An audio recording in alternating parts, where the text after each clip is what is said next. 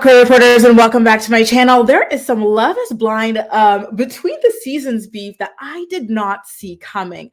Um, Natalie and Deep T from Love is Blind season 3 launched their own podcast together to give behind the scenes information and recap this season and future seasons of the show as well. And so, in an episode of their podcast called Out of the Pods, Natalie, who was engaged to Shane, said that she had heard from her production sources that Micah is fake. She's on the show just for attention and all sorts of things like that. And Micah heard like the tea that she was spilling on her podcast, and she's upset. So she went to Entertainment Tonight to clap back at Natalie and her comments about her. So in her exclusive interview with ET, Micah said, and I quote, "I think that Natalie should have taken the time to talk to me or Paul before saying something like that.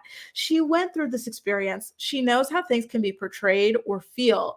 I'm sure she went through the same thing with Shane. So I think that maybe she should have given me a little grace, especially in something that is so incredibly untrue."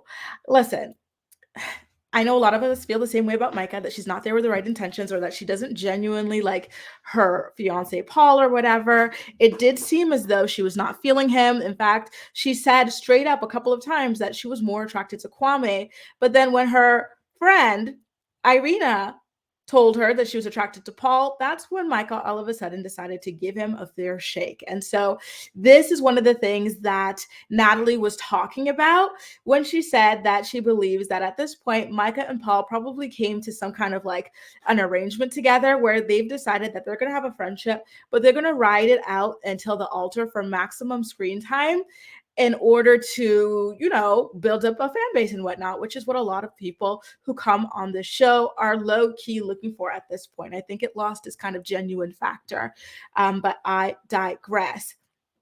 Now, when Entertainment Tonight asked Micah if she would ever consider appearing on Natalie and Deep T's podcast called Out of the Pods, Micah had an answer where she low-key dragged the girls for their speculations about her personality and her relationship with Paul, okay? So Micah, in response to this question, says, and I quote, "At this point, it's like, if things aren't going to be checked and sourced, it doesn't give me a lot of hope that it's something I would want to put myself in. Why should I subject myself to that?